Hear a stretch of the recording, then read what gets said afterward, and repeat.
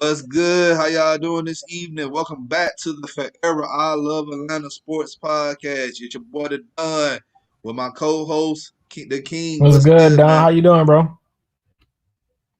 I'm doing good, man. Doing good. Another All day. right, that's what's up. So we brought back on a special guest. He was on the Don's favorite edition. We talked about um Todd Bowles. Todd Bowles. I'm sorry, man. Brain fart. Sorry. This is what happened. You don't eat dinner before the show. But we talked about Todd Bowles, why he should be the next head coach of the Atlanta Falcons a couple of months ago, and I said that we'll bring him back on when we talk Falcons versus Bucks, and here he is. Ren, once again, let everybody know who you are, where they can find you. Sure.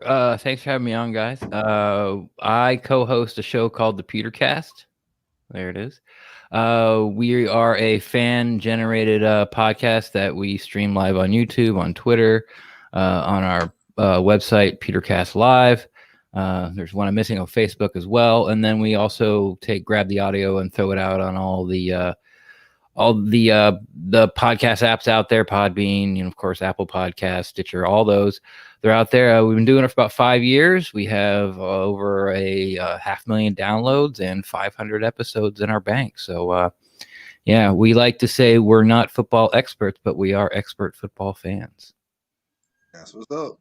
That's what's up. I like it. I like it. Yes. All right. Thank you for coming on again, man. Of course. If you're new to the channel, you already know what to do. Hit that subscribe button. Also, hit that like button. Share this content out with other Atlanta sports fanatics. And hit us up in the comment section. As always, come holler at your hometown sports podcast. All right. Now, let's talk about this game that's going on, the last game of the season. The Falcons will be going down there to Tampa Bay to play the Tampa Bay Buccaneers. Last game of the season. Right now we're 4-11. Don't know how we're gonna favor this matchup, but let's talk about the last game we played against the Bucks. The Bucks won this game 31-27.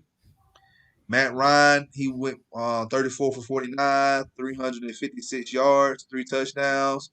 We know we only ran the ball 12 times to 21 yards. Now Calvin Ridley, he had 10 receptions, 163 yards, 1 touchdown. Hayden Hurst, 4 receptions, 21 yards, 1 touchdown. Russell Gage, 5 receptions, 68 yards, and 1 touchdown. And we know both Neesman and Dion both got a sack in that game. Now, the kicker of that game, everything was working well all the way for us up to that third quarter. Tampa Bay, they scored 21 points in the third quarter. 21 points in the third quarter. All right. Now, Ren, talk to me about that game on the Buck side. Sure. The Bucks, and something I've been saying on our show for a long time, is that they've been having trouble starting off fast. And the reason they were having trouble starting off fast was because they couldn't, the defensive game plan and the offensive game plan they came out with, script the first 15 plays on offense, and this is the way we're going to attack, any team's offense, had been bad for weeks. You can just go back to the Rams game. You can watch the Saints game, which everyone watched on prime time, where they came out and did soft zone and try to rush 4 against Drew Brees, and next thing we knew it was 31-0. Rams game was also prime time. They didn't bring any pressure on Goff, and everyone knows when Goff gets pressured, he's a totally different quarterback. Like, the Rams are nearly unbeatable. If you don't put any pressure on Goff, you put pressure on Goff, he folds like a cheap suit, and the Bucs decided not to do that. So seeing the Bucs defensive game plan and offensive game plan not work for the first half was nothing new to Bucs fans. But of all the games where they looked bad, I think collectively, and this isn't a shot at you guys, but collectively Bucs fans were like, we can still win this at halftime. Like, we can still win this. And it has a lot to do with, the Falcons defense, especially the first half of the year, was going on historically bad pace. The Buccaneers have Tom Brady, and they have Mike Evans, and they have Antonio Brown, and they have Chris Godwin, and Ronald Jones was not in that game. Not a big Leonard Fournette fan, but some people are. We had him and have him.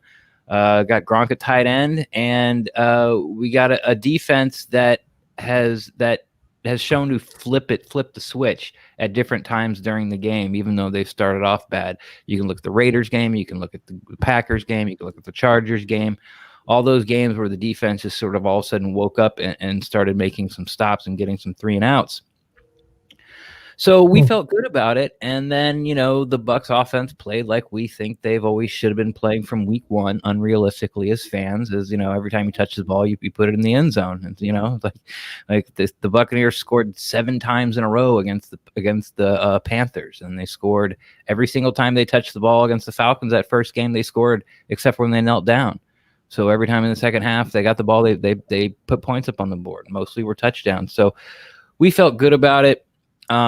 And I think for me personally, and this might be delving a little too deep as a general sort of what we feel as Bucs fans, but they finally found what to do with Devin White in pass coverage because he's an exciting. He might be the fastest front 7 player in all of the NFL. He's a very solid tackler. He can't cover worth a damn. I mean, he can't cover anybody. He has no feel for zone, 0 whatsoever. And on man, he keeps trying to punch the receiver, reroute them, but punch him like a tackle, and he keeps missing. So now he's in trail and facing the wrong way. And so if he wanted to complete a pass, like, where's 45? Okay, who's running the route against him? Throw it to that guy. So they came out of the break, after we had a week 13 bye after that Chiefs game. They came out of the break and they did it against Minnesota and they did it against you guys, and they play cat defense with White. Like, see the back, whoever the running back is, if it's a pass play, you have the running back. If he goes out in the flat, you go out in the flat. If he stays in the block, go. And you saw it in the second half. He went 3 times, got 2 sacks and 1 a gimme. Matt Ryan fell down. He was the first one to touch him. But they continued that trend through this game against Detroit.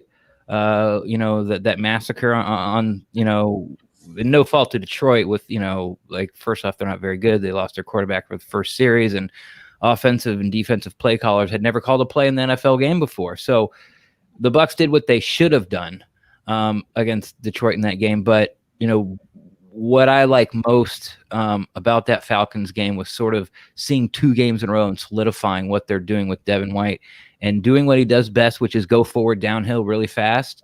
And also the fringe benefit for that is hiding him in pass coverage. Yeah.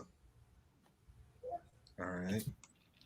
Everybody in the chat, appreciate y'all joining us. Speed Falcons for life. Saying, no, I want this top 5 pick. I don't want to win. Why do you want to tank, man?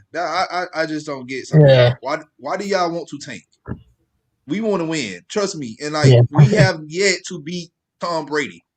It doesn't matter what uniform this man been in. We have yet to beat this man. I want to win Sunday. Yeah. I don't care about no draft pick. What's your take on that, game? Because I don't care about it's. Well, let's rephrase it. Because I want Micah Parsons. Yeah. But I also want to win the game. Yeah, you come on here and I pick against the Falcons, but deep down, I want the Falcons to win.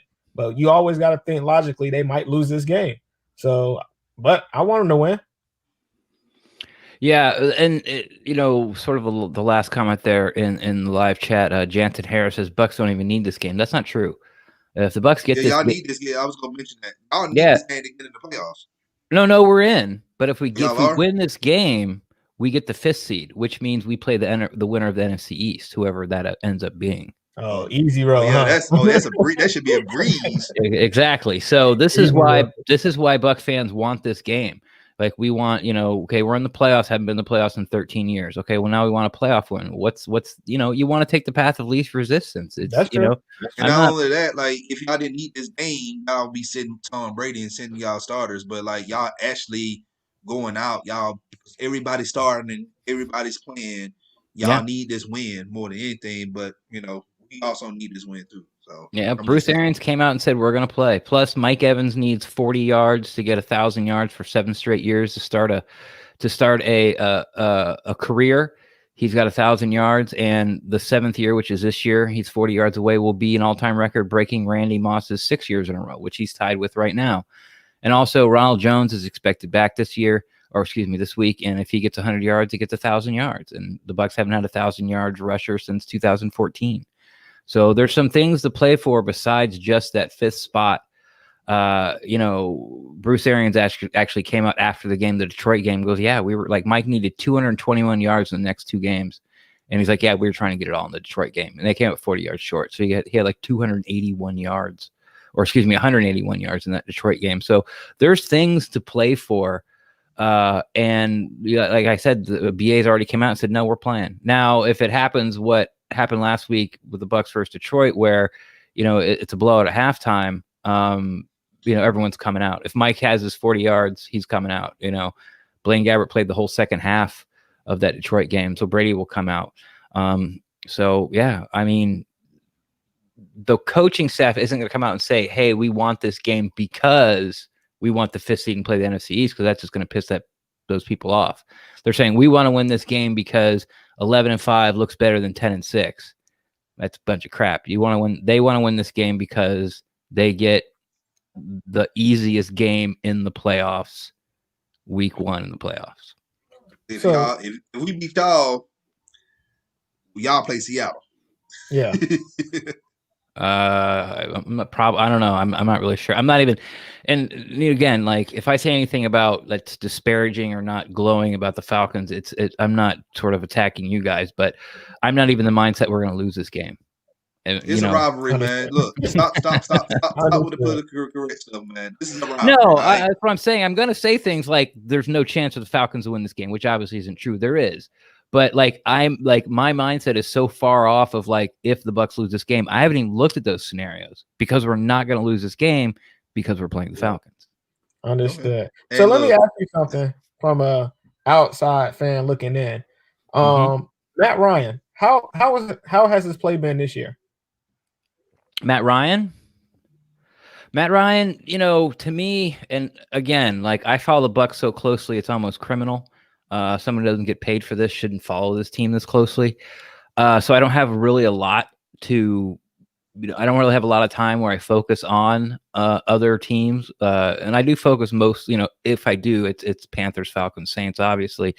But for me, Matt Ryan's been Matt Ryan. He's going to throw for a lot of yards and he's put up a lot of points. And it's really not his fault that, the defense can't hold a lead. But then you could flip the coin over and go, well, but he's not scoring when he has to. But he's already put up 28. Like, it's like, and then there's always, it seems to be like quarterbacks of the ilk of like Ryan and Cousins in Minnesota and a couple other guys. It seemed like their interceptions just happen at the worst times. It's like you cannot throw an interception there. And Matt Ryan seems to have 1 or 2 games every year where it's just like, this is like your 8th, 9th, 10th year. Like you can't, that's a rookie, rookie contract throw. Like, what are you doing? But again, you guys have had getting banged up on defense and Julio Jones has been in and out and, Matt Ryan, he's a top 10 quarterback like every year. He just is. So, I mean, when you start your list of what's wrong with the Falcons, like Matt Ryan ain't in the top 10. What'd you say now? If you make a list of, hey, this is how you fix the Falcons, like by the time you get to Matt Ryan, you're out of the top 10 reasons what needs to be fixed. All right, now here's my thing about, because you very familiar with Dirk Cutter, right? Oh yeah. All right, tell me your feelings. How you guys like Ito Smith, huh? Huh? How you guys like Ito Smith? Oh my goodness, man. Yeah, Dirk Cutter will find a guy that gets less than 4 yards of carry and make him the focal point of his running attack. But the question is, what running attack? Yeah, exactly. He did the same thing with Peyton Barber. Like, is Gurley washed or is he not getting enough opportunities? He has an arthritic knee, though. Okay, so he's washed. Yeah, I would say that. No problem. I don't know. But it's also, yes, and it's you can play both sides. It's like a double-edged sword. All right, we know the issue with Gurley and his health, but you also know the history behind Dirk Cutter and his run game. He does not run the ball. No. He does not run the ball at all. Mm-mm. You have to establish the run. I understand, sometimes the talent that you have on the team is not good, but at the same time, you still have to try to establish some ground game. Yeah. No, he panics early. As soon as he gets behind, he won't run the ball until he takes the lead. Mm-hmm. And then he also gets in the mindset where, okay, if the defense gives up points early, then that means the defense is going to have a bad day. So I got to put up 50.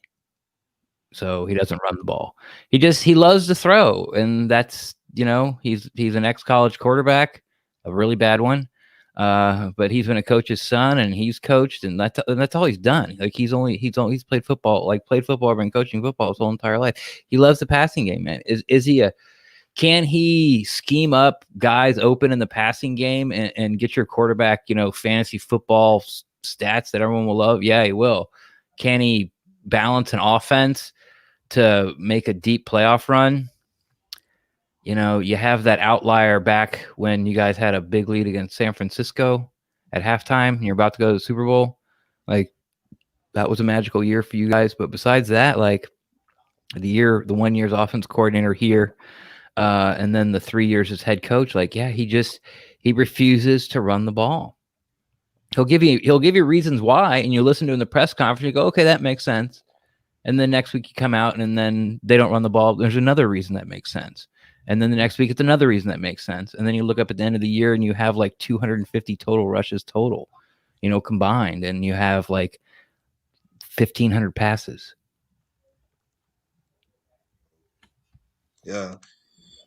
That's the issue here in Atlanta. It's just been like, chaos amongst the fan base about Matt Ryan. Is it Matt Ryan or is it Dirk Cutter or is it, like it's the defense and the offensive line, and you don't have any talent at running back. Yeah. It's the Jimmies and the Joes. It's right now. It's the Jimmies and the Joes. Yeah. It's the trenches. Like, we've been saying this. Like, we don't have no pass rush. We don't have no pass rush. Our one tech guy is light on his behind. He's not big enough to move anybody. Because I remember watching the game last week. Tyler Davidson, this man got pushed. I'm talking about pushed 5 yards. It was like I think it was like 4th and 1, and then Kansas City got the first down. And I'm like, yeah, we need to get a bigger guy by Grady Jarrett. Yeah. Yeah, I feel like you guys have had okay drafts. Like what has coaching, players development, coaching, and then the scheme that we're running is just not right. We drafted, especially these corners. Like, we drafted man corners, but we have them play zone. Yeah, we have a problem with that down here too until the bye week. And what Todd Bowles has decided to do, and you saw it, if you were looking for it against you guys, was to they're going to play too deep, and they're not going to let you throw it over their head, and they're going to play man underneath. Now Calvin Ridley went off. I mean, I said play too deep and double Calvin and make somebody else beat you. Like Gurley and Ito Smith are not going to carry the game for you. Okay, maybe they get 5 yards of carry or 6 yards of carry. Who cares? They're not going to get 6 yards to carry every time. You know why it averages 6 yards? Because there's going to be carries of 1 and 2 yards. So eventually it's going to be 2nd and 8, and they're going to have to throw the ball. Like, just don't let them beat you over the top. Take Ridley out of the game and make someone else on that team beat you. Someone. And live with the consequences. That's what they did against Minnesota. Like, they didn't put all their assets against stopping Dalvin Cook. Dalvin Cook had a 100-yard game.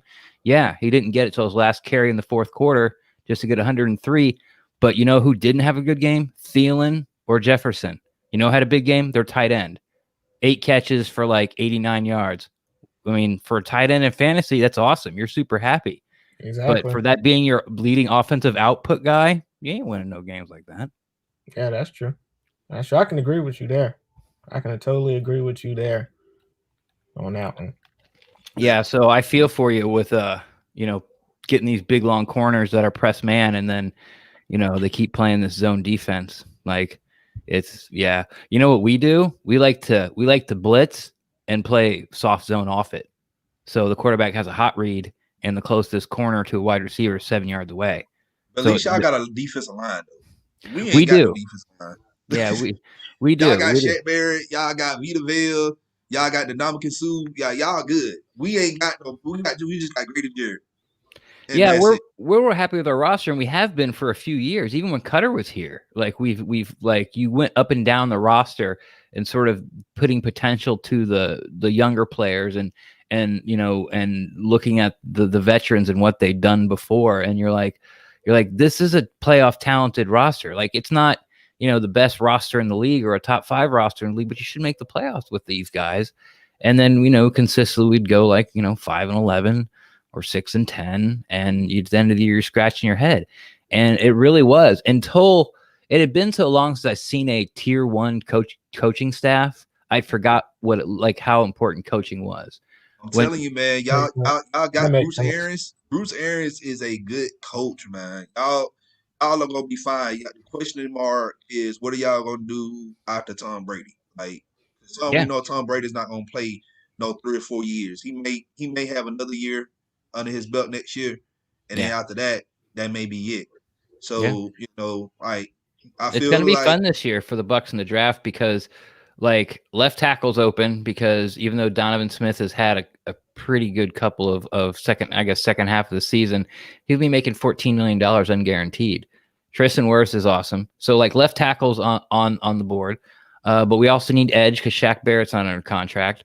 JPP is, but then the guy behind them is Anthony Nelson, who just got his first sack ever last week. And I think Anthony Nelson, I wanted him to be drafted by the Falcons because I like what I saw out of him in Iowa. Big, nice guy. Like he sets the edge well for you guys, especially in the run game. But just as far as pass rush, that's not his. He doesn't have he doesn't have a toolbox yet. He doesn't have a toolbox of moves yet. But on the inside defensive line, Suh's a free agent. Will Golson's a free agent. So we need defensive line help, but we also could get quarterback. If after the big 3 go, which is Fields, Lawrence and Zach Wilson. Yeah, after Wilson, what if Mac from Alabama's there for the Bucs? Another person. If y'all somehow end up potentially winning the Super Bowl, which I'm just hope not because I don't want another NFC South team outshining us. If y'all somehow go draft late in the draft in the first round, there is another guy from Memphis, Brady White, that I like. Yeah, there's going to be a bunch of guys that we start to learn about once. For us Buck fans, we've been. If this was any other year, we've been talking drafts since the end of November. We've all the publications that follow the team have already put out draft specials. This is who the Bucs would look for in the first round. Now, we're going to be a couple of months behind. So yeah, I mean, there's going to be guys that I didn't even talk about the kid from South Dakota State. Yeah, Trey Lance. He might be there. So there's lots of directions, and you're right. That's a big question. Brady's playing next year for sure. He's under contract. He said he's going to. Every once in a while, you hear someone say Brady said he's going to play till he's 45. And I'm like, okay, well, does that mean 2 years or 3 years? So, I mean, we all sort of felt good when Josh Rosen decided to come here and just sort of sit on the practice squad and told everybody he wasn't going anywhere. And he did that for 13, 14 weeks. And then finally, I guess he learned all he wanted to learn and now has moved on. And that was a nice security blanket for Buccaneers fans because going into next year's training camp, you have a top 15 number 1 overall pick, that's going to get some preseason snaps and get a training camp behind, Tom Brady. And not for nothing, man, worse being worse. I know that he hasn't had a good year or career. A good career, but I'm telling you, with this roster, Blaine Gabbert can win 10 games with this roster easy. And with Rosen, man, he never really got a fair shot, man. He's been passed on. He was in Arizona for a year. Yeah. And they drafted Murray. Kyler Murray. Then he went to Miami. Then Miami drafted Tua. Yeah. So now he's down there in Tampa Bay. Like, ain't nobody gave this man a fair shot. Yeah. I think he went to San Francisco. You know? But yeah, like, I mean, worst to worst. I mean, we don't really talk about that right now because, like I said, we haven't been in the playoffs for 13 years, and we're so excited about the playoffs, and we're talking Super Bowl. But like in 2 years, if Tom Brady hangs it up and we have to start the season with Blaine Gabbert, like I'm okay with it. I really am. Like, it's, he's known. He played for BA in Arizona. Yep. And now he's learned from Brady, and Leftwich will mature as a play caller. So yeah, I mean, when it comes the time for the Bucs to sort of draft one of these young quarterbacks, and maybe a second or third rounder, and have him sit for a couple years, and then bring him in, whenever that young quarterback gets his start, BA won't be here anymore. Like, he doesn't want to do that. So let me ask you this: who's your biggest threat in the NFC for this Super Bowl run? You'd have to say the Saints. You just, because I know. I mean, look, man. If I see Sean Payton on the street, I'm gonna punch him in the face. Like everybody, that's everybody. Like, I'm gonna punch that dude in the face. Like, I just want to body slam him. Yeah, like Drew Brees is a fantastic human. We should all sort of strive to be emotionally centered as he is. But fuck that guy. I hate that guy. This man is fake. Drew Brees is fake. I don't like Drew Brees. And God, I can't believe. And what the hell, Jordan? What the hell is Cam Jordan? Yeah, Cam Jordan, dude. Yeah. I'm gonna spit in that guy's mouth. Like, I freaking hate the Saints. I hate the Saints. Okay, hey, we all share the same hate. Yeah, but and this is also kind of true with you. Our offensive line is a bad matchup for their defensive line. And they've had our number for a couple of years now. And, we were like, that defensive line is just so good. Yeah.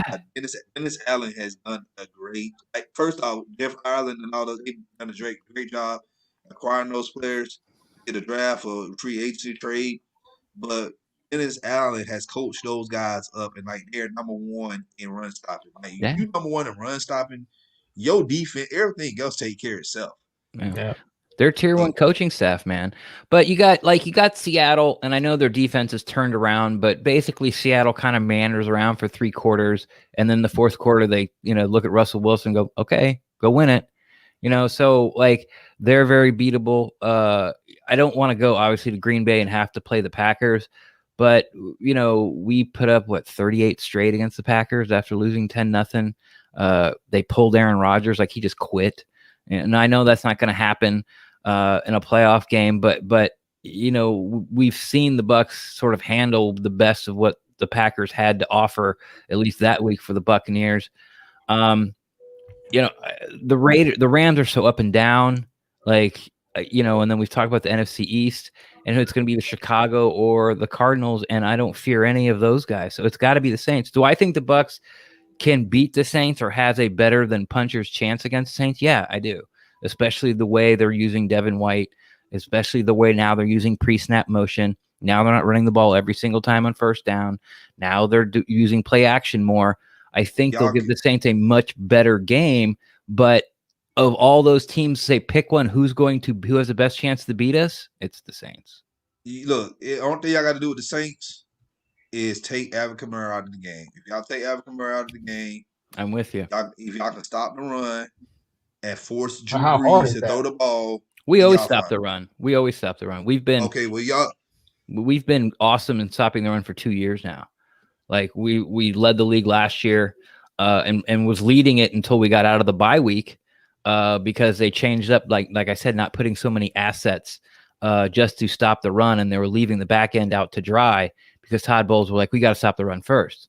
Well, now he's like, okay, well, we'll slow down the run, and now we'll help the guys in the back end and not let them, have to be put on one-on-one and put on these islands so much because they were constantly getting burned. So it's a give and take there. But yeah, this seems very simple, but I'm with you. It's like you go 45, Devin White, you go C47, don't let him breathe. Like if he goes to the bathroom, you're in the stall with him. Exactly. Yeah, and Devin White is fast enough and a good enough tackler to not have Kamara take over the game. Is Kamara going to slip a tackle or two? Yeah, he is. You know why? Because he's Gumby. That's what he does. You you hit his left side of the body, his whole left side just goes limp, and you slide off him. Like he's dead leg. He's fantastic. But as far as one-on-one open field, there's not a lot of people that I would give a better chance to stop him on a consistent basis than Devin White. All right. Be Falcons fan for life, man. Look, man. You keep sitting up here talking about you want us to lose to secure a top five pick. Look, what pick? Who are you trying to pick in the top five? I hope it's let me know in the comments. No. I'm gonna let him go on and say what he got to say. Who are you trying to acquire in the top five? Why do you want us to lose so bad that we need to get such and such player in the top five? It's gonna be a quarterback. Oh Lord, man, we already know it's gonna be a quarterback, and they gonna tell every Falcon fan gonna be sad and mistaken too. Exactly. It's gonna be a quarterback. All right, so appreciate the Travis joining us. Yeah, excuse me, tongue twister. How everybody doing, man? Been kind of running a little late as still was on the clock. You know, Bills got to get paid first before anything else. Now this rivalry right now, we're sitting at 28-26 Falcons. So y'all win this game, it's going to be 27-28. Mm-hmm. So this is why I said that I really want us to win this game to keep this rivalry in favor of us. I don't think the Buccaneers have a winning record against. I think they only have a winning record against one organization. I think it's the Browns, and that's the only organization. You know, this isn't something a lot of out of market or people that don't follow the Bucs of the NBA, NHL, MLB, and NFL. Of all those professional teams, the Bucs have the worst winning percentage throughout their history than any of the Big Four. It's start winning games to Tony Dungy start getting there. That's the issue. And Tony Dungy was only there from 96 to 2002. Yeah.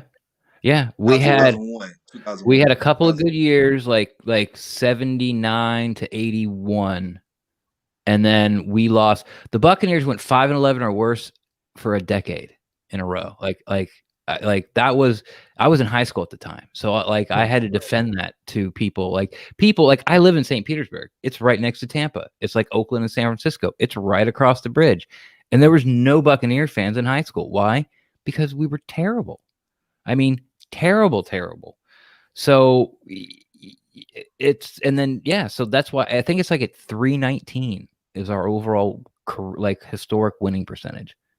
I remember I posted something on Facebook earlier this season because it was Bucs fans just coming out of the woodwork because Tom Brady, and I troll him, and I got a picture of Leroy Selman. Most Buccaneers fans don't even know who that is. So I say, if you don't know who Leroy Selman is, then you ain't a real Buccaneers fan. And I ain't even say the man's name. I just took a picture of this man. It's a crop face picture. I say, if you don't know who this guy is, then you're not a Buccaneers fan. Did people say it was Dewey? Did people say it was Dewey Selman? They ain't even know talking about he was a running back one. I said, look, oh my goodness. Was that Ricky Bell? You don't know who Leroy Selman is? I said, oh my. Well, okay. He was Michael Strahan before Michael Strahan. Oh yeah. Leroy Selman, he was obviously the first ever draft pick by the organization, their first Hall of Famer, first Pro Bowler, first everything. He will forever, when you make a Mount Rushmore of Tampa Bay Buccaneers, he will be the first one you name every time, and that's just the way it is and always will be. So. Plus, he was great in the area. He was the first AD for USF when they got their football team finally. And he died way too young. But he was one of those people that came from nothing, got everything, but never forgot where he came from. Just really super nice person, a great human. And if you don't know who Leroy Selman is and you're a Buccaneers fan, you're probably a Patriots fan. Exactly. So let me ask you this. Sure. You said the Bucs. You didn't understand how important coaching was. Right. I forgot. explain to these fans how important coaching is. Sure. Let's see. I guess I'll start when Jameis got here and we had Lovie Smith, and his son was like the defensive backs coach, and it was just they were coaches that were needed to be coached. So they had to so Lovie Smith had to teach the defense and teach the coaches how to coach their players, and then those coaches had to go coach their players. So, and then, Dirk Cutter got there, who I think is a very good offensive coordinator, besides, not deciding to run the ball, but he has no eye for talent whatsoever. Like he will start guys that don't need to start just because they do the one thing that he really wants. Like if you can catch a punt, you will be a punt returner forever. You don't have to run the ball back, because all he wants is you to not fumble the ball so his offense can go on the field. Then you're talking about Dirk Cutter, right? Yeah. I just want to make sure I understand. Yeah. So then he hired his best friend, Mike Smith, to run the defense.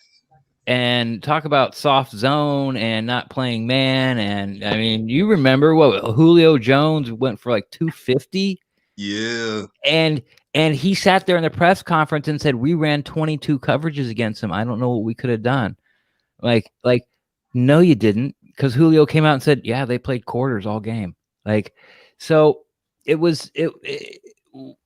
when what you need is communicators and teachers is what you need.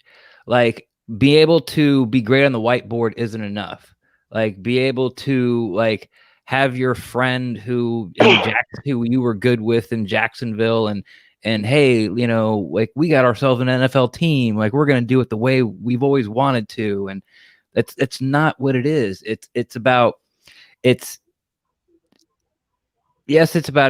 Yes, it's a little bit about talent, but mostly it's about having a system that's gone through the rigors and sort of the fire of a half dozen NFL seasons that's been tweaked. But then after that, you have to take that system. You have to find somebody who can teach it to the players. And then what's really important is you have to find your assistants and their assistants who don't need to be taught.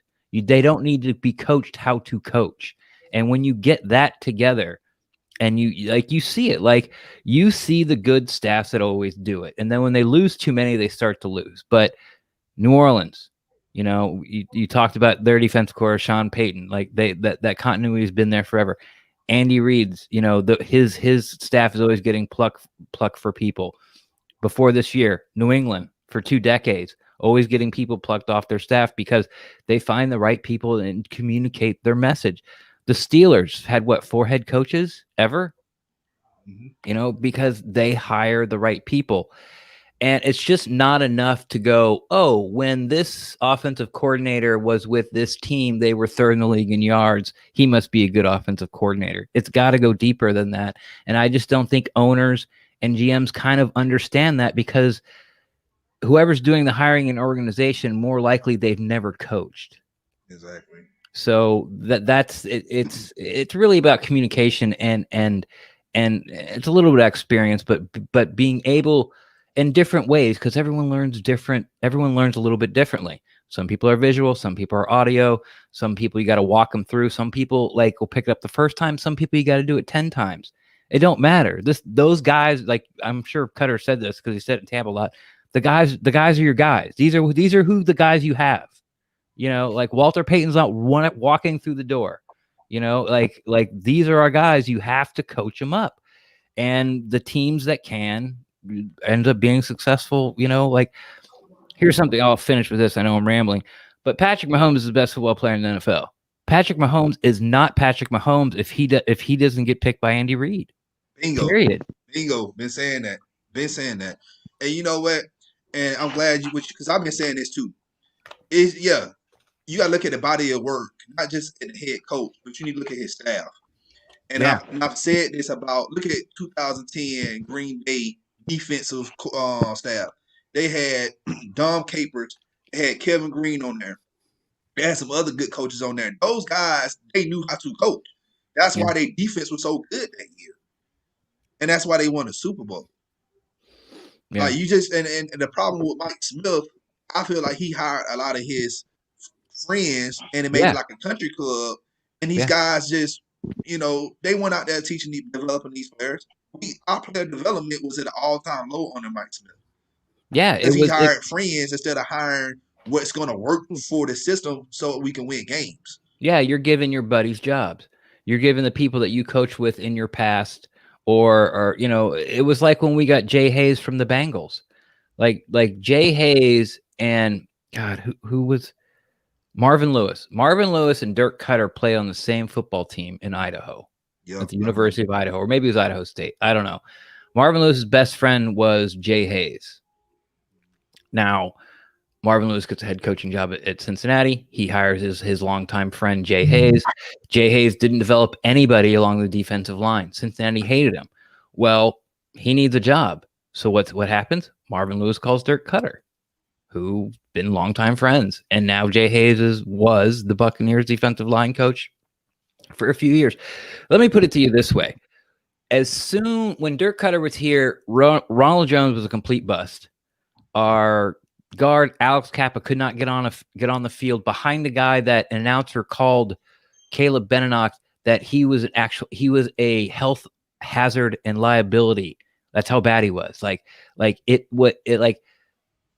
was saying the Buccaneers coaching staff should be sued for liability because Caleb Benenoch's gonna get someone killed, and Kappa couldn't get on there. Donovan Smith was trending down. Ryan Jensen, the center, had his worst year. All these guys that we drafted weren't getting any better. Dirk Cutter leaves. BA comes in with his coaching staff. All of them got better. All of them started shooting through the roof. Kappa now, for some reason, probably because his name starts with a C, was leading in the Pro Bowl for guards, for votes. He's not that good, but he's you never hear his name, and that's all we kind of care about. Jensen's had his best year at center. Donovan Smith has turned the corner. Ronald Jones is now going to be 1,000-yard rusher. Like you see these guys who are kind of like stuck in mud, and you're like, why isn't anyone filling the potential that we talked about when we drafted them? And then you get a tier 1 coaching staff in there, and it just becomes obvious. You're like, oh, okay, it's the coaches. Bingo, ding, ding, ding, ding, ding. Yeah. We've been saying this, and come on, Speed Falcons fan, you talking about Patrick Surtain and Najee Harris? God, look, even if we win this game, we probably at worst we'll pick 11. Those guys are still gonna be on the board. I promise you. First of all, let me say about that situation. You talk about a running back. Who drafts a running back in the first round these days? Like you could literally find somebody to be serviceable in your offense that's undrafted, as long as you have the offensive coordinator and the coaching staff that actually really the offensive line. Yeah, everything behind the basically, like you don't need to draft on running back in the first round or in the second round. Like I said, you could literally find somebody undrafted and be serviceable. But for as you saying about coaches, like that has been the ongoing thing about the Falcons this year. We are literally 0-8 in 1-score games. That basically just comes down to our coaching. A lot of those games basically was we lost on situational football. Not knowing when to call the right plays, or especially defensively. You're playing soft zone. You're giving the quarterback ample time in the pocket to make plays. Like I'm a firm believer in blitzing and get after the quarterback to force him to make a play with his receiver. Because if you get there and make him throw an errant throw, that's going to either lead to an interception, a fumble, or whatever. But sending 4 people and having your secondary play 8 yards off the receiver, just stay back. You're begging them to just throw a check down and let their receivers do all the work. Throw a 5-yard out and then let the receiver do the rest. Like it's easy. Like that's been the Falcons' issue this year. And a lot of people may say, "Oh, our team is bad, blow it up." It's like, no, you can't blow it up because you clearly see we have been competitive in most of those games, had huge leads in most of those games, but due to bad coaching, it ended up costing us those games, which ultimately lost us. Not having a winning season. Like I said, we are 0-8 in 1-score games, and if you add those 8, if those 8 games turn into wins, we are literally a 12-win team. That's how much coaching matters. I remember that's I've heard that so many times from Dirk Cutter when he was here at Tampa. I'm like, oh well, we were 1-6 in one-score games. We need to turn that around. Well, that's the difference between a good team and a bad team, isn't it? Like, and that's every year. Like, if you look at most NFL games aren't blowouts. Like, most NFL games are one-score games. And if you're 8-8 or lower, then yeah, your record of one-score games is going to be bad. It's in today's NFL, if you can't manufacture pressure, if it's with your front four, or maybe you're running a 3-4 and it's your scheme, or maybe you have to bring a corner, or you have to bring a safety, you have to bring a linebacker. If you can't manufacture pressure and make the quarterback get off his first read, because it doesn't matter. Like, you could pick anybody in the NFL and put no one in front of him and put the quarterback in shotgun and put the receiver out on the edge and then put the cornerback 7 to 10 yards off and hike the ball and let the guy run with no one in front of him to try to sack the quarterback. He will get the ball out to the wide receiver and gain 3 to 5 to 7 yards. So you got to get the quarterback off his first read. It's not really about getting him off his spot. It's about getting him off his first read. And if that's not the way you approach defense, then either one, they got to have a really bad quarterback that and you can sort of slow play and win the game. But everybody who plays in the NFL can throw the ball. Like, they're the top 1%, 1% of quarterbacks in the entire world. They can all throw the ball. It's just when they get up, against playing these other 1% of people trying to stop them, they don't look as good. Like Matt Ryan, you give him time, he'll carve you up. Brady, Breeze, like any of them, pick them. Like, they will put up 600 yards on you. They just will.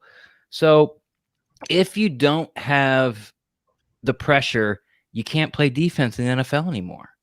And the rules even, you can't touch receivers anymore. Like, it's an unfair game for the defense. But to me, that's the only way you can even hang in football games. I'm glad you said that. I'm glad you said that, because I'm gonna kind of sound like a homer here. What you mentioned about it's hard for the defense, especially the secondary, to play defense. Hence, our first matchup of us playing Tampa, where I've seen several times your receiver Mike Evans pushed off on our cornerback, which gave him a decent, somewhat of an advantage to make the plays.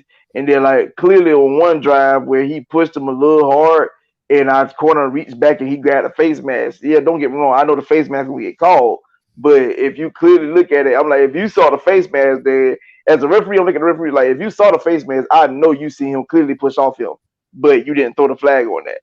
Like, which I don't like in today's NFL is how you giving so much leeway for the offense, but you expect the defense to play perfect. They can't hit a person a certain way. They can't hit a quarterback a certain way. But doggone, the quarterback can do this or the receiver can do that. It's hard for anybody to play defense in today's NFL. Yeah, I'm with you, man. I agree 100%. And Mike Evans pushes off all the goddamn time. The Saints, like, it's I like this guy. He pushes up all the time. Like, he does. Like, okay, sometimes he gets called. He actually hasn't got called for it this year at all, I don't think. But he hasn't really been fed the ball like he has. That's what happens when you got Tom Brady on your but boy, you took the word right out my mouth. That's what happens when you got Tom Brady. Tom Brady, they ain't throw no flags on Tom Brady like that. Yeah. So, I mean, the way Mike Evans plays the receiver position is kind of like how the Saints DBs play their defensive back. Like, they will hold you every single goddamn play and dare the refs to call it every single time. It's I think at some point, like, I think Jenkins looks at the ref and like threatens to stab him if he throws a flag. Like, Jenkins will hang on you and pull on you and cheat every single play, but by the odds, like, he's gonna get away with it 8 out of 10 times. And if you can get off the field 4 of those 8 times with the Saints offense, I'll take it. But yes, Mike Evans cheats. Wow. You know what? You gain my respect just for admitting that, because some folks be like, "No, it's not true. It's not true." Like, dude, like No, I mean, don't get it wrong, because I'm a type of fan. I'm a fan like that too. If I see a player of mine doing something I know that's against the rules, I will admit that, okay, he shouldn't be doing that, but they giving him leeway. But I yeah, mean, and I'll tell you, like Leonard Fournette didn't make that first down. It wasn't even close. wow, That's crazy. Hey, He but didn't. wow. at least But you're honest. yeah, I mean, that's a Tom Brady. Like, that's probably the most Tom Brady call I've seen as him as a Buccaneer. Is where it's just like, you know what? Like, if you're a Falcons fan, you look at that and be like, the NFL just wants Tom Brady to get to the playoffs, and because he's going to pull in more ratings, and that's why the refs are cheating for him. Like, that wasn't even close.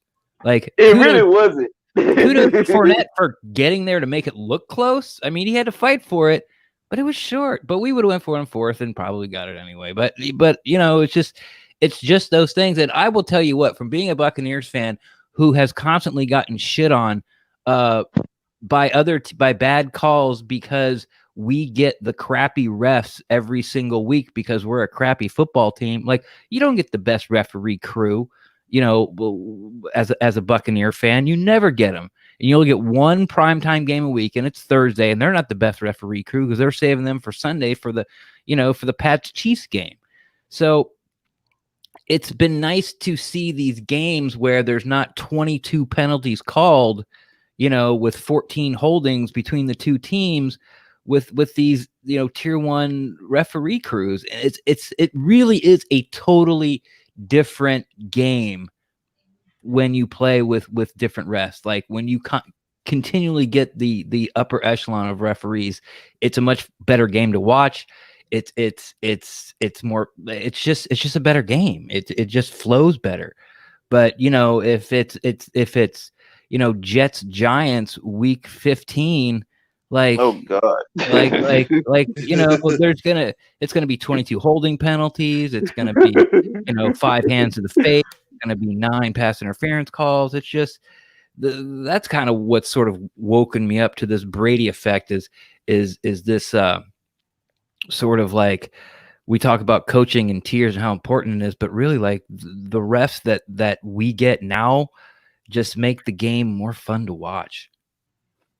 Let me tell you something. We definitely know about the Brady effect. I remember the year after he was injured for the season, and the very next year they were playing against the Baltimore Ravens, and Terrell Suggs got pushed towards the ground, and he fell next to Brady's knee, and Brady hopped up and was pointing at his knee to the referee. The referee didn't see it at all, but he pointed at his knee, and the referee just threw the flag, and I was just looking like, how do you pat? You didn't even see what happened, but you just called a flag because Brady pointed at his knee. Like, come on, dude, don't do that. Let's look at the Jacksonville Jaguars and Patriots on AFC Championship game. Like, they literally they pretty much penalized the Jaguars to death enough for the Patriots to get back into the game. They won the game, and then you see the referees up there cheering with the Patriots, doggone, after they scored a touchdown. I'm like, They're shaking hands. They're shaking hands in the end zone. Yeah. I can't, as a fan, I can honestly say this year that I can't remember. I know there is, but I can't remember what it is. I remember having the feeling the Bucs getting jobbed on a call, but I can definitely. I know that there's been a lot of calls where it's been like, I'll take it, like like the Fournette, or a pass interference or a roughing the passer because someone jumps up and then their thumb brushes Brady's helmet. And it's 15 yards and automatic first down. It's like it's a whole new world up in front, guys. I gotta say I like it. Well, let me say, I just wish Patriot fans would admit to that they was living off the fact that they had Brady on their roster and he was the golden boy for the league, and that's why they got a lot of leeway. Because clearly, prime example, that the AFC Championship game against the Chiefs. I know a lot of people talk about the holding, the offside penalty, but I'll look at more of the camera was turned to a weird angle. Right. And I didn't see D4 outside. I did not. Not all of that. Remember the roughing the passer penalty they called in that game, which he clearly hit Brady's shoulder pad. Yeah. Like, he didn't hit across his head. He hit his shoulder pad, and they called the roughing the passer penalty. They kept the drive alive.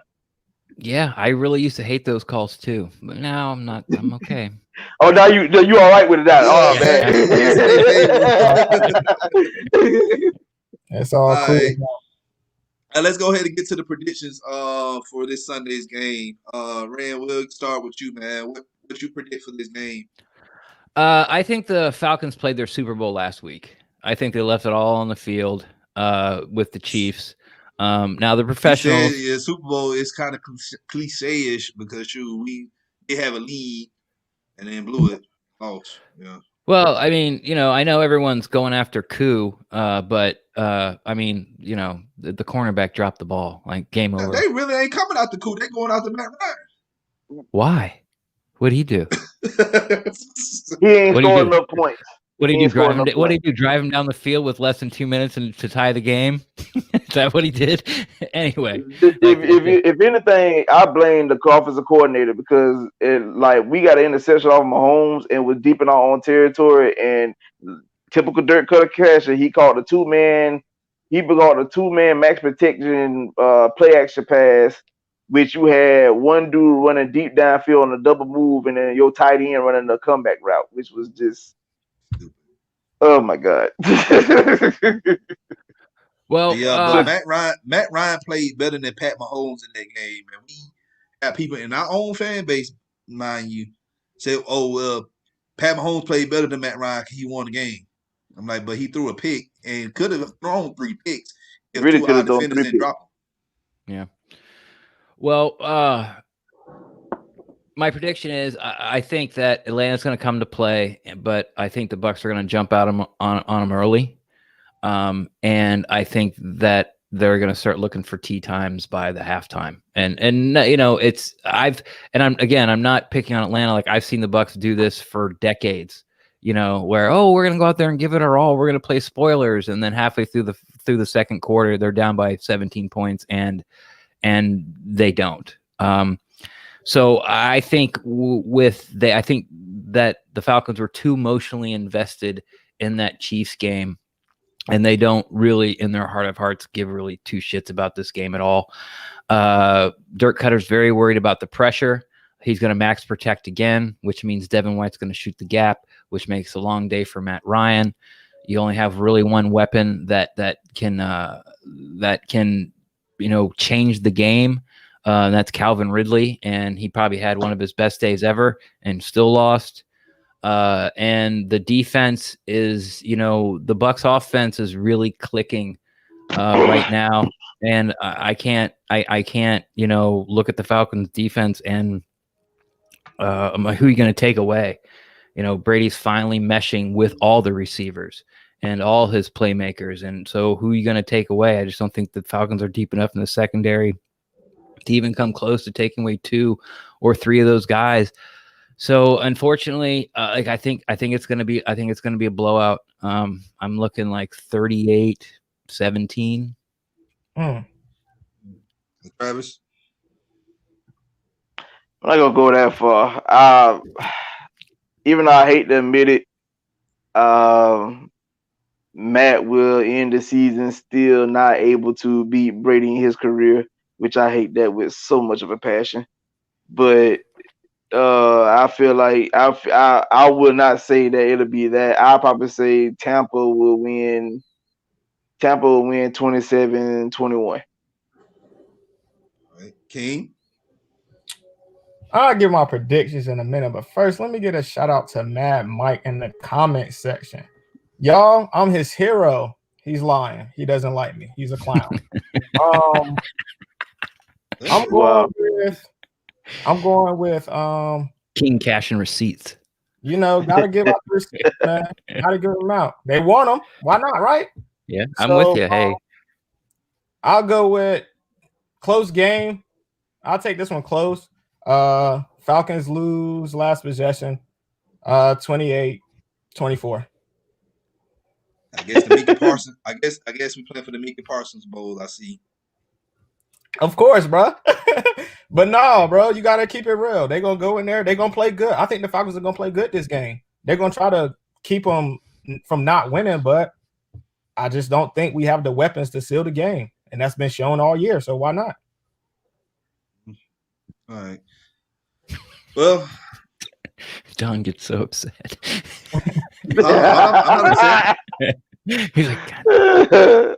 No, I just don't like predicting and us losing. It just, Yeah, as a fan, I it's messed know. up. But as a I content know. creator, it just, you gotta be real with yourself. Yeah. Like, we losing this game, Falcons fans. I just don't see us winning it. Like, if we win it, I'll be so excited. Just to see these, just to drink the tears of the people who want us to tank. All right. But we're gonna end up losing this game. I say 28-24. I think we're gonna keep the game close, but I just think we ain't gonna have enough to just score. What y'all won't do is score 31 points and a half again. Yeah, that ain't gonna happen, man. No, that ain't happening. No, it won't happen. It's only happened 2 weeks in a row, but whatever. No, it won't happen.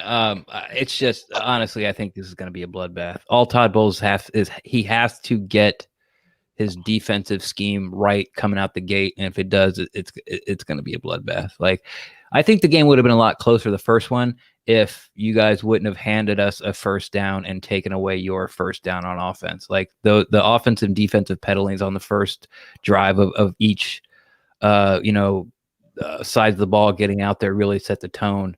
And like, I've seen it 1,000 times, and that's what bad teams do. Not historically bad teams, but this year it's a bad team. That's what they do. They beat themselves early, and then you try to crawl and fight and keep yourself in it. And oh, I'm sorry. That was the Detroit game. I apologize about the size of the ball and the penalties. Yeah, we were down 17-0 to you. What am I thinking? Never mind. Scratch that totally. Bucks win. Sorry. All right. So, there you have it, you guys. This is our last game of the season. I know Sunday night is gonna be a lot, but Monday morning we know it's gonna be a parade down Peachtree because we know this coaching staff gonna be gone. But anyway, Boy. Hey, before we kind of saw who you guys like. Who do you want? Who are the fan base looking at as far as head coach? I know a lot of it's going to depend on. God, please don't ask about the fan base. The fan base. The fan base want. This is what they want. Let me tell you. They want a new owner. They want Tyler Perry to own the team. All right, I'm leaving alive. I'm serious. Look, they want Tyler Perry to own the team. They want Louis Riddick to come in to be the GM. Uh-huh. They want Eric Bieniemy to be the head coach. Yeah. They want us to bring Mike Vick as an OC. They want us to keep Raheem Morris as a defense coordinator, and then they want the old national coach to be the special teams coordinator. You forgot they want T.I. to be team president. And put the cherry on top. They want the girls at Magic City to be cheerleaders. Okay, I got a question. I'm not trying to start anything here. It's just something that I just kind of like the way I've heard you guys talk about the fan base, like treat Matt Ryan and all that, and I'm like, what does he do wrong? I mean, yeah, he's a goofball, and one time he took a picture in a woman's bra. I get it. It's hard to be proud of that. That's actually a false picture. That's Photoshop. That's Photoshop. No, I was there. I saw it. No, okay, but like. But do you think? But what you said for about like Tyler Perry and Michael Vick and do you think Matt Ryan would get more slack if he wasn't white? Yes, we would say yes. We would say yes. Yes, that's where we at. And thank you for not taking that the wrong way. No, man, it's true. So we say it every day. We say it every day. That's why we're not even. Let me tell you something. Dwayne Haskins. These folks capping for Dwayne Haskins to be to replace Matt Ryan. I'm saying, like, y'all are desperate. It ain't even about desperate. It's just y'all are just ignorant. Yeah. Okay. Yeah. Okay. I mean, well, we still got people that stump for Jameis down here. Like, oh my goodness. Yeah, like Jameis Winston it was the defensive fault, the receiver's fault, the running back's fault, the coach's fault, it was BA's fault, it was Cutter's fault. Like it was everybody's fault but Jameis's fault. But yeah, so we've got that delusional those things going on down here too. Here's Y'all also my got thing Florida about State fans down there too, man. That's also Bucks fans. So Yeah. that's the reason why. Yeah. here's the problem about Matt's situation though. It's like with Matt really haven't got a fair. He never really got a fair shake in this in Atlanta as it is because he came out the Vic. Don't get me wrong, Right. Vic was electrifying to watch. Yeah, but we wasn't winning games if we're being honest. People don't realize that we've actually had a better defense during the Vic time in Atlanta than Matt has ever had while he was in Atlanta. But people think that if you had a running quarterback, somebody that can run and escape the pocket, oh my God, that's gonna lead to you just winning these games. Not realizing people like Deshaun Watson and Russell Wilson get sacked more than he does. Yeah. It's crazy when you look at it. Going back to the coaching. Go ahead. What you say, King? It's crazy why this fan base don't like him. His first pass was a touchdown. Exactly. Like, how can you not like somebody like that? From that day on, it's like he's a quarterback. He can throw a touchdown. Like his first NFL pass. You can't beat that. You can't ask for nothing better than that. But yeah, going back to the coaching. I've told you on record the last time you was on the Dunn's favor. I told you I like Dunn Martindale as the head coach. Yeah, he's the DC of Baltimore, right? Yep. Okay. Yeah. Okay. I've looked at either him or Rex Ryan as our head coach. Me personally, I feel like we need a head coach with attitude. You just say Rex Ryan? Yes, I did. Okay, you can you're allowed to go now. Like that's. We can. I can. I don't mind, but I understand Ryan. people feel like Rick. I understand people feel like Rick. People feel like Rex Ryan. He's a good coach. He gets results though. Yeah, their defense. He got results. Rex Ryan got okay. I might be talking out of turn, but okay. What's your opinion on Rex Ryan then?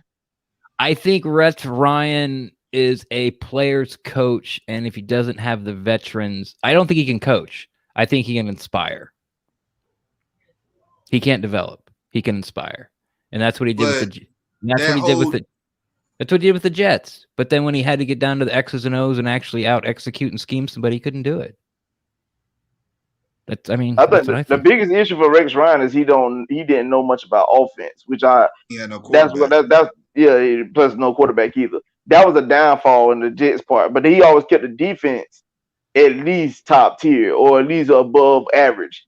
Yeah. Atlanta's defense has never been above average, and him coming to Atlanta with a quarterback that's actually here, like a legit quarterback, they could possibly change the fortunes. Yeah, and an above average defense would have won a lot of these games that we lost. Yeah, I'm telling you, average defense, that could be a Super Bowl for us right now. Yeah, fact, that would have been a Super Bowl. Yeah, we went there with a 27 ranked defense, so that should tell you something. Yeah, who's heading up your GM search? Right now they said Anthony Robinson. He's with the college scouting department for us. And then we also interviewed Rick Smith. So those are the only two guys right now that are rumored. Who's interviewing them? Arthur Blank and Rich McKay. Okay, yeah. How do you guys think about Rich McKay? I think he's done a fantastic job here in Atlanta. Okay. He's the president of football operations. He helped build a stadium downtown, just like he built y'all's, in Tampa Bay. Yeah. But I think he's doing a real good job. Yeah. He's done. Yeah, he did a real good job here. He built the team that took us to the Super Bowl, put us in salary cap hell. Yes. No, he did. He did. At least he got y'all a ring. At least I got y'all a ring. Exactly. Yeah, I'm not complaining. That's just the downside to it. And then he went there, and he wasn't your GM. He made you president of football operations, which is a better spot for him. Because he went all in, and we paid for it for a couple years after. But again, we got the ring. But yeah, I've always liked Rich McKay. I was just wondering what the general feeling was about him, because he's been there a while, and if someone's been there a while, eventually the finger starts getting pointed at them. Yeah, when things aren't going well. But the thing is, as soon as he got here, he modernized his team. And made us like business wise. He made us a respectful organization. Brought Before some that, like stability to it. yeah, he brought stability here to this franchise. Like yo, we got Vic, yo, you know. But thing is, when we start winning games more under the Matt Ryan era and everything, so Yeah. All right, man. Well, I do not wish good luck to you guys. Oh, wow. hey, I don't wish good luck to y'all neither. But hey, Thank you very much. It's mutual. But appreciate you coming on and let everybody know once again where they can find you. Sure. My pseudonym is at Ren Daxt, REN_DAXT. That's on Twitter. That's the best place to find me. Don't look for me on Facebook. Facebook is dead and it's full of stupid fans, as I'm sure all you guys know. If you hear a stupid comment about your team, it came from Facebook. Have you seen Twitter lately? Yeah, that's true. But I do a show called the Pewter Cast. You can see behind me. Me and a co-host, we go 4 times a week. If you guys are interested, anybody in chat, we as soon as it hits 000, we go live. And it's a call-in show and a video show. We drop the link in chat. We StreamYard like you guys do, and we drop the link and we bring people in and we talk about the game. So anybody here in the chat room is welcome to come talk or talk crap if you win, or come congratulate us if you lose. And we'll see you then. And then during the week we do some other shows. And like I said before, we have over 500,000 downloads and over 500 shows on our belt. And you can find us on all podcasting platforms as well as YouTube, unfortunately Facebook, Twitter, and our website, PewterCast Live. All right, appreciate you coming on. Everybody who watched this show live, appreciate y'all watching it live. If you're watching this at a later time, let us know what your predictions of the game going to be this Sunday. Travis, appreciate you coming on, man. As you know, you always welcome to the platform, man. I appreciate it, man. Sorry for the lateness. Right. I had some trucks to fix. You good, man. If you're watching this, if you're new to the channel, you already know what to do. Hit that subscribe button, hit that like button, share this content out, and to Atlanta Sports Fanatics, and hit us up in the comment section. As always, come holler at your hometown sports podcast. And always remember to love yourself and don't be a hater like Mad Mike. Oh. Ooh, wow. The shot at the head. All right, you guys. So we about to go ahead and end the show. Don't forget to watch the post game with King's Realm with your boy King later on tonight. Yes, so, we'll be there. Post game. Hawks up right now. Actually, tied. They tied. Sorry. Oh, man. End the live. End it. End it now. End it now. All right. Y'all have a great evening, man. See y'all later. Y'all be safe.